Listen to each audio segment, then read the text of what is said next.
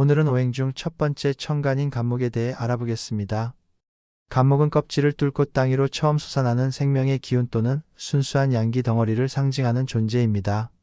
씨앗이 땅속에서 움트듯 간목은 생명의 출발이며 꿋꿋하고 강직한 기운을 가지고 있어요. 그래서 갑일에 태어난 사람은 뭔가 이끌고 나가려는 지도자 기질이 강하고 교육이나 미래를 개척하는 쪽에 어울리는 성향을 가졌다고 볼 수 있습니다. 대체로 정직하고 성실한 성향이 강하고 반항적인 성향이 보이더라도 그 근본은 순수하고 착한 경우가 많습니다.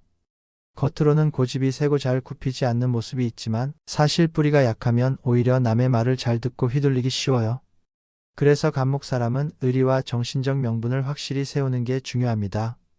간목의 성격을 보면 잘 자란 기둥감 나무처럼 굳고 강해요. 추진력도 있고 리더십도 있어서 자기 책임을 스스로 지려는 타입인데 대신 간섭받는 걸 싫어하고 남의 말은 잘 안 듣는 편이에요. 자기 주장이 강해서 리더가 되면 좋은데 리더가 못 되면 실망하고 비뚤어질 수 있어서 대인관계에선 겸손함과 배려가 꼭 필요하죠.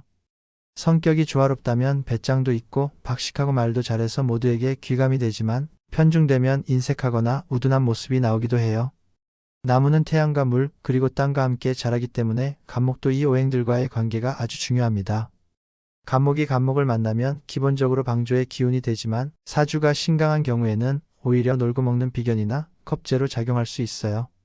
이럴 땐 내 몫을 빼앗기는 듯한 쟁제 현상이 벌어질 수 있어요.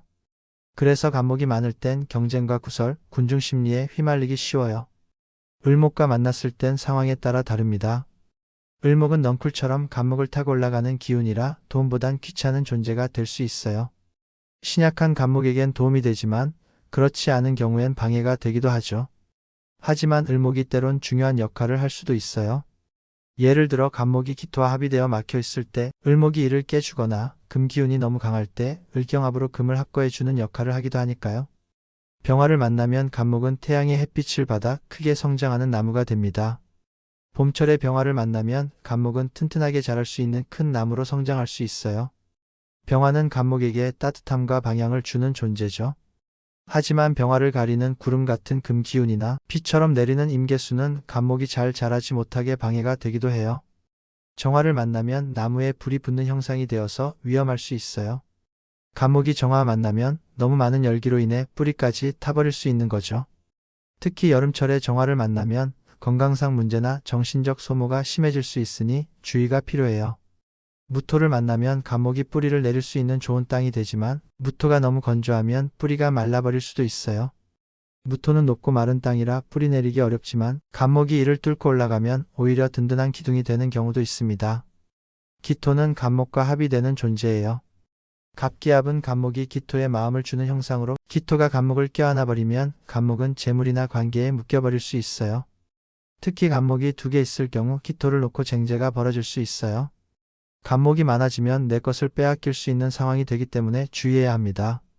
경금을 만나면 도끼가 나무를 자르는 모습처럼 간목은 경금의 단련 대상이 됩니다.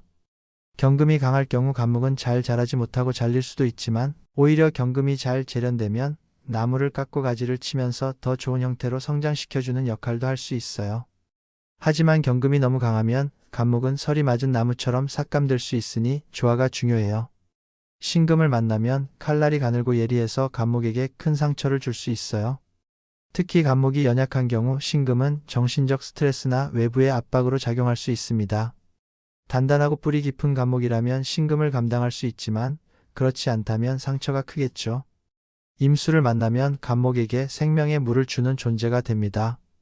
임수는 큰 물이라 간목에게 풍부한 수분을 공급해주고 특히 봄철에는 간목이 임수의 도움으로 크게 성장할 수 있어요. 간목은 임수를 좋아하고 임수도 간목을 살리는 역할을 합니다. 하지만 너무 많으면 뿌리가 썩을 수도 있으니 적절한 양이 중요합니다. 개수를 만나면 부드러운 이슬 같은 기운이 간목을 적셔주는 형상이 돼요. 간목에게 개수는 섬세한 감성과 아이디어를 주는 존재입니다. 특히 봄철 간목이 개수를 만나면 인물도 곱고 감성적인 면이 부각되는 경우가 많아요. 하지만 너무 약한 개수만 있을 경우 간목은 충분한 수분을 받지 못해 말라버릴 수도 있습니다. 이처럼 간목은 어떤 천간과 만나느냐에 따라 그 성향과 쓰임이 크게 달라집니다. 생명의 시작이자 나무의 기운을 대표하는 감목은 자라기 위한 조건이 다양하게 필요하고 그 조건 속에서 어떤 존재와 조화를 이루는지가 굉장히 중요해요. 감목은 고든 기둥처럼 곱고 당당한 기운이지만 외부 환경에 따라 꺾일 수도 있고 더 크게 자랄 수도 있는 유연함과 강직함을 함께 가진 오행입니다. 오늘은 이렇게 감목과 각 천간과의 관계를 알아보았고 다음 시간에는 을목에 대해 더 깊이 들어가 보겠습니다. 감사합니다.